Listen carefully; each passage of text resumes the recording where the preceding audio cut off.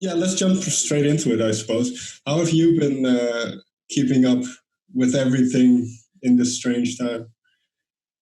It hit me weird when it started because I was already on a 1 year kind of break. I was taking this weird sabbatical kind of year because I was very burnt out by 10 years of endless touring.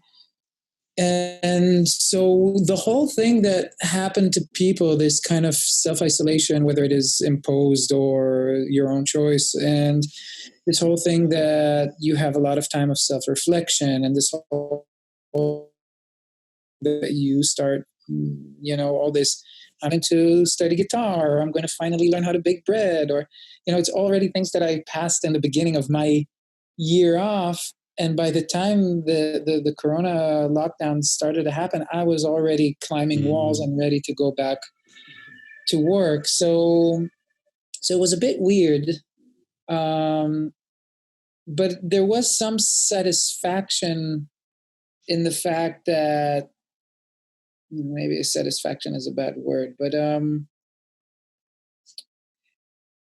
I was happy to know that like the world is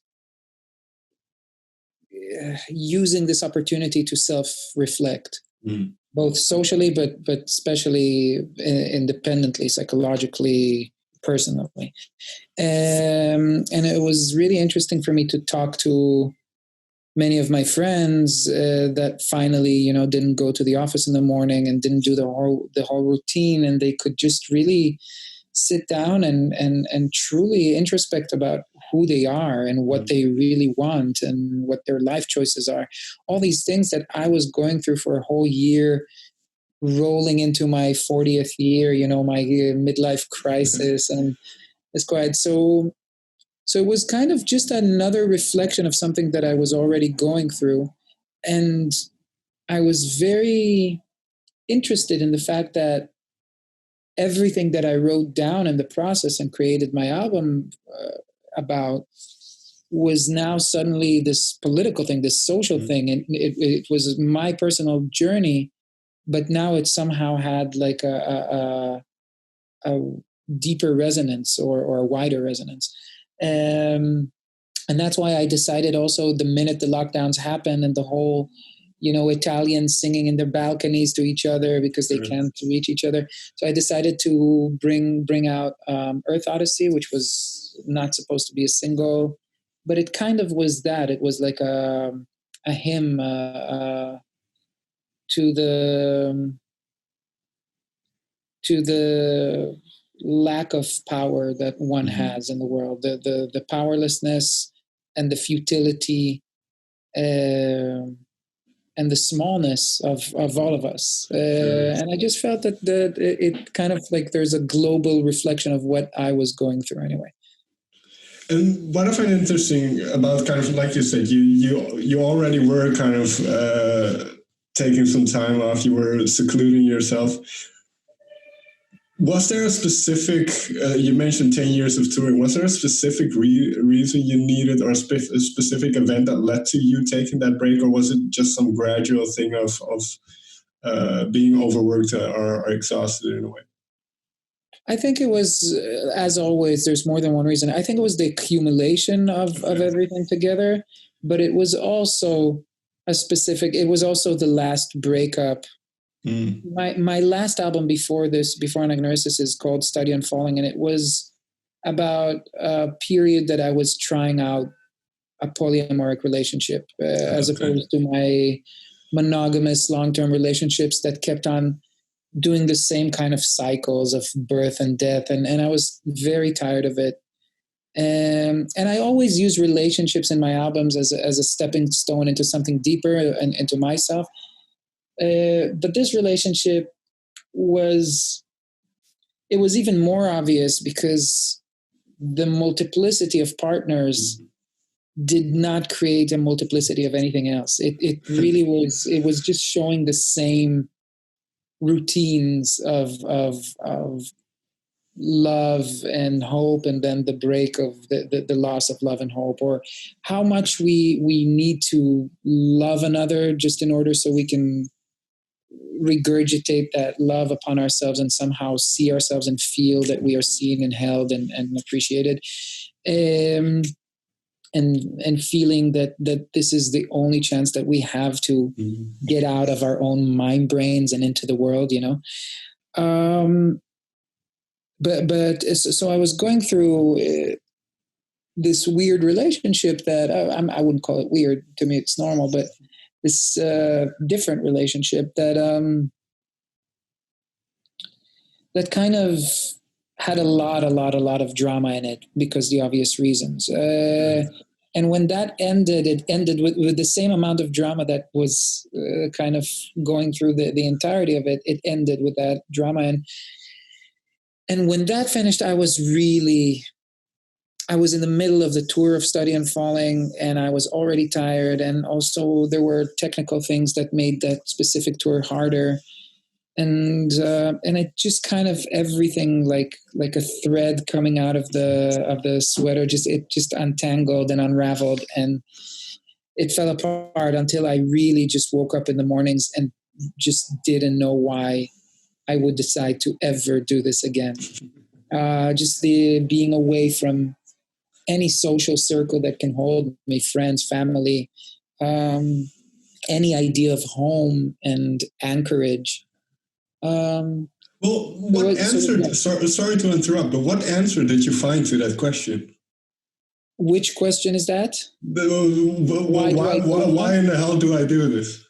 There is a previous some albums back. There's an album that my least known album is called Through the Gale, and it's kind of like it's a story about this kind of almost Ahab character, this captain of the sea that goes to search for immortality, and on the way he dies, obviously. But there's a part that he talks to his sailors, and he's trying to round them up and tell them we're going out, and the only thing they answer is, he asks them, why do we row? Why do we keep on going? And they say, sailors are we, and sailing we know. That's what we do. There's no real answer to why we do decide to get up in the morning. We make reasons because that's all we know how to do, and it's the best that we can strive for. And I don't mean to sound depressive about it, because I'm certainly not. I love the shit out of life, but I love those aspects of life. I love how pathetic we are to even though our consciousness lets us know that we do not matter, we still find reasons why we do. I think that's beautiful. So yeah, I don't know why I kept on going. I kept on going because that's the only thing I knew how to do, and I had the sense of professionalism to finish the tour and to give my fans what they need, and they didn't need to feel anything of what I was feeling. And so I finished the tour, but then I really just, for a long time, I for the first year in my, maybe a bit less than a year, I really didn't think I'll go back to touring, at least. I don't know if recording is, but specifically touring. I love performing, but I hate the road. I hate those 22 hours that you're doing everything to get to the show and to just before the show. So yeah, so there's no real answer, but the answer is there's no answer. So just get the fuck up and do your, I don't know. Well, you find little things, and that's what and I think maybe that's that year off. That's what it taught me to see the nuances, and I know how cliche and like self-help book it sounds, but really like the quiet led me, and the lack of drama in my life all of a sudden, without that relationship, without the stage, just helped me realize the insane myriad of the spectrum of little details that you can find interest in or comfort in. So is this then, and maybe I'm completely wrong here, but is this in a way where the album title comes from, and kind of that idea of delving into your psyche to reach your your true identity, so to say, to kind of unmask yourself? Yes, it's exactly that. But what was interesting and how I use the name almost, I don't really use it ironically because I do feel I found something. Okay. But there is an irony in the fact, or a mystery in the fact that the more I dive deep, and I do dive deep with all my work, but I felt that this time I had the time, the luxury of time and quiet to take time to unravel those layers a bit more. What I found is that there was this nebulous form or lack of form that was me. There was a multitude of characters. They were ever changing and mutating, and it was almost like seeing the reality of the cosmos. It was almost like seeing the statistical nature of quantum physics instead of thinking, oh, this is just matter, and so there was this eureka moment that I went through a long time of trying to write songs about that nebulous, amorphous existence, and I kept on failing, or at least in my opinion, and I hated the songs that I wrote. And I kept on blaming my lack of talent upon it. Like, I'm not talented enough. I'm not in tune enough. I'm not whatever. And then there was this moment that I realized that it's not me that's the problem. It's the inherent lack of structure. It's the chaotic nature of existence, of being, can never be squeezed into a stencil of a structure, which is art. And so any attempt is already lying anyway. So art is always a lie. You're deceiving the lack of form with some form just in order to present it to yourself or to others. And so once that eureka moment kind of took place, it was way easier to just accept it and just let go and not and realize that no matter how good I am, like if I was, Dylan squared, I would still fall very short of being able to translate that. So once I let go of that, it was interesting to try anyway, It feels like a healthy way of thinking about kind of the profession that you have and the art that you make, without driving yourself insane in a way, without kind of having the pressure or the threshold so high that you, at least in this approach, you have a sense of that you are allowed to try in a way. Yeah, but it also goes into something deeper, and it's what we talked about a bit before. It's that, like, there is every artist, and I think every human, but artists are more in tune to that. There is these two dimensions or two faces that you have, which is one is the feeling of omnipotence, that you can do anything, and you have to have some of that in order to feel that you are good enough to present whatever it is you do, that you have some kind of, you deserve something. And I say that very unbelievably. But the other side is, of course, with the omnipotence comes the impotence, the feeling that nothing you do matters. You're lying to everybody. You're the worst thing that happened to the world. Everything would be better if you just disappear. These two things constantly have a conflict. And I think that's what makes art interesting, or artists interesting. And I feel that it goes in a bigger sense, because what I found out about myself and about art, I think it's just a true human nature of that, this malady of existence, of not existence, but of conscious existence, to understand ourselves immediately understands everything that is not the self. I watch these videos. There's a YouTube channel called Journey into the Microcosmos. Okay. And it's just like amoebas and bacteria under the microscope and somebody explaining about them.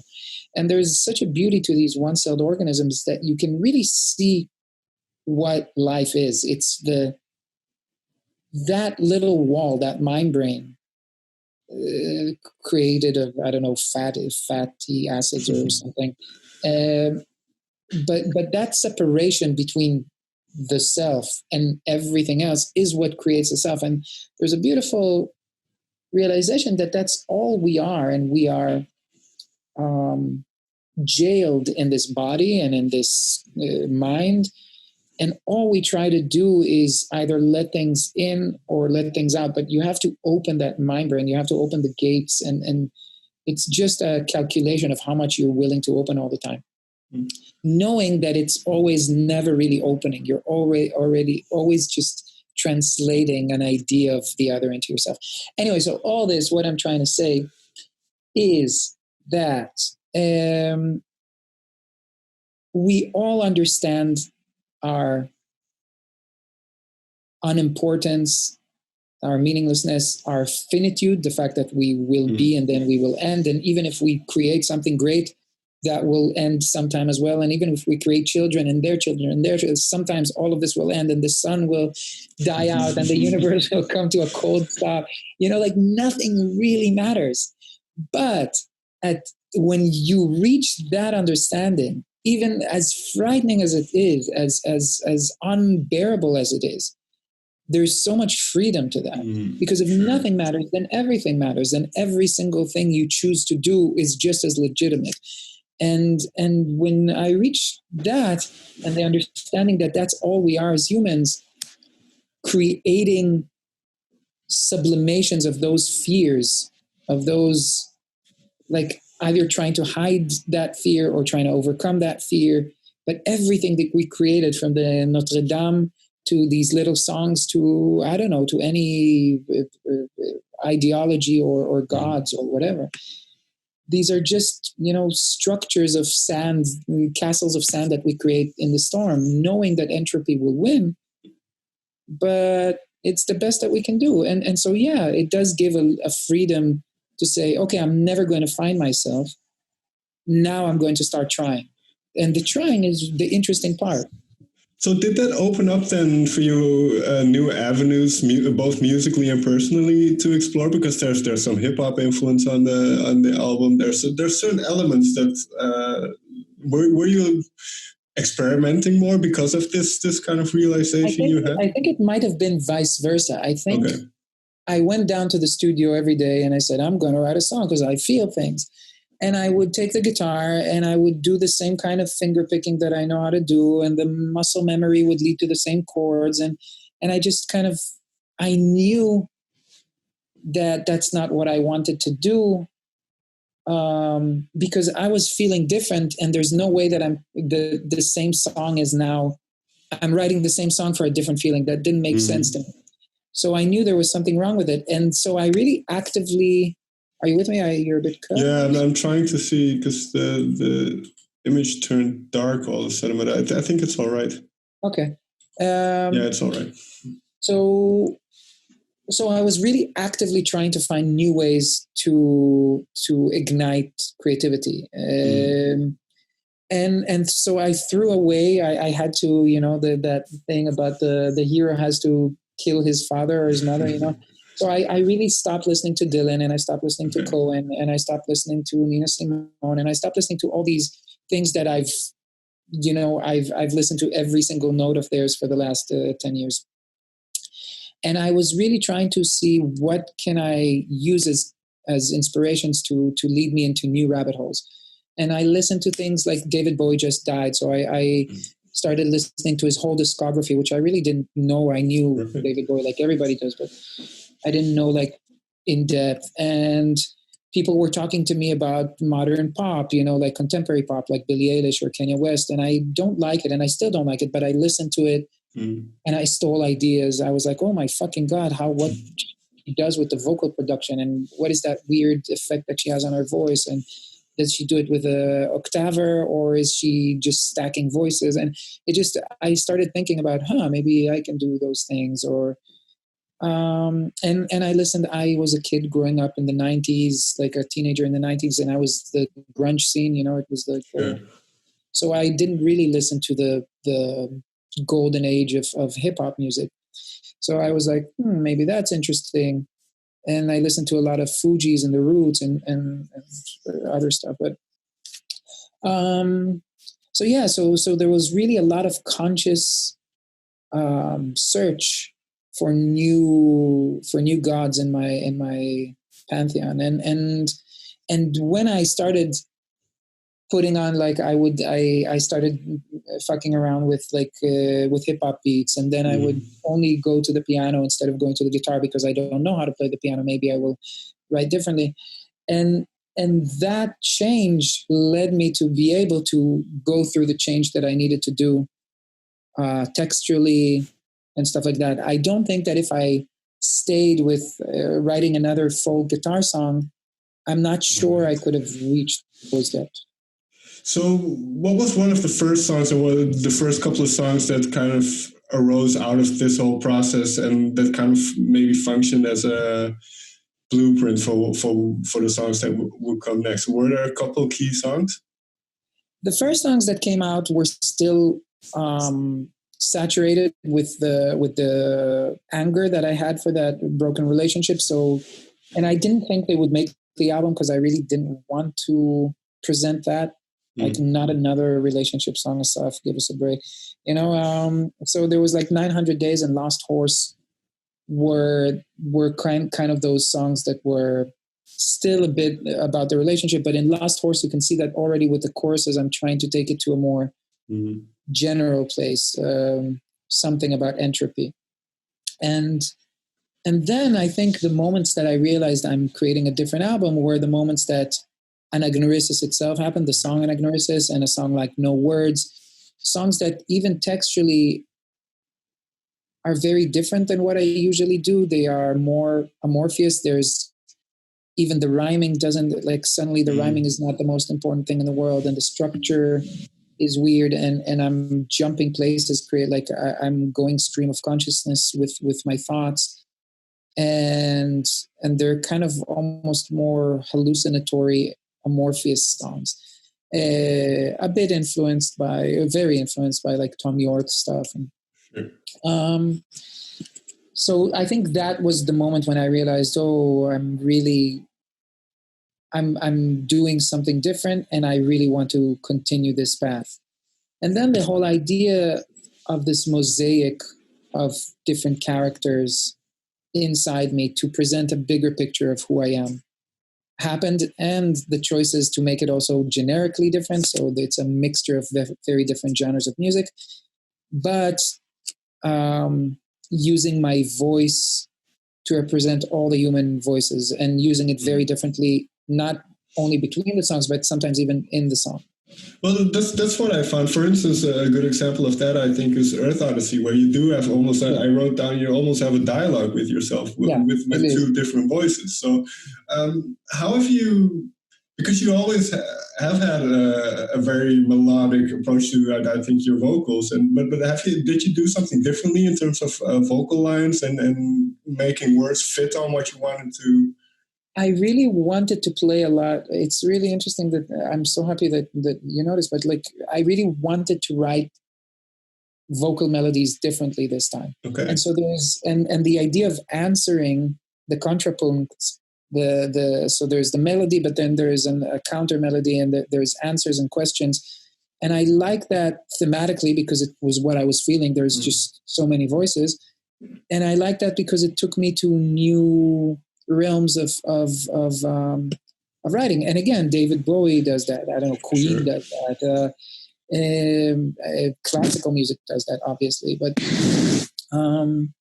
so yeah, I really was interested in that, and I still feel I fell very short of my wishes. I still want to experiment with that a lot more, and it's really interesting to me what I will finally do when I finally get on the stage, how I can play with that every day to add something new of what I'm feeling. So I'm really not done exploring that at all.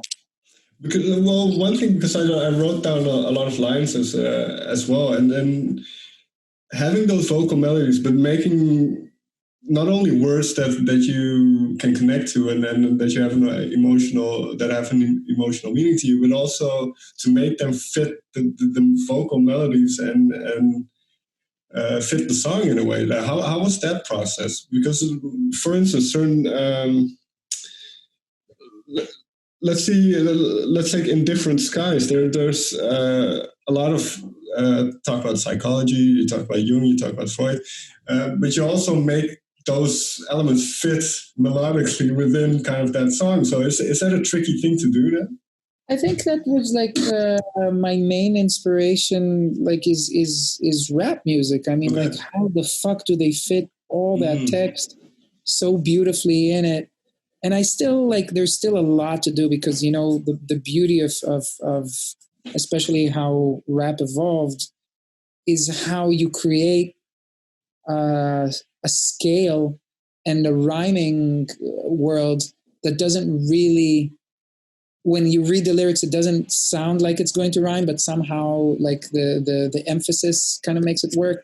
So I tried a bit of that. I'm still very far away from it, but like just I love, you know, rhyming ing, like a word that ends with ing, to and, you know, like things that sound and you know, like the first, like I hear that a lot in Dylan. He plays a lot with weird rhymes and just accents the words differently. So yeah, it was really just like I don't know how. It's just what I wanted to do. I really wanted to play with different styles of writing text, and I had a lot to say. I really had.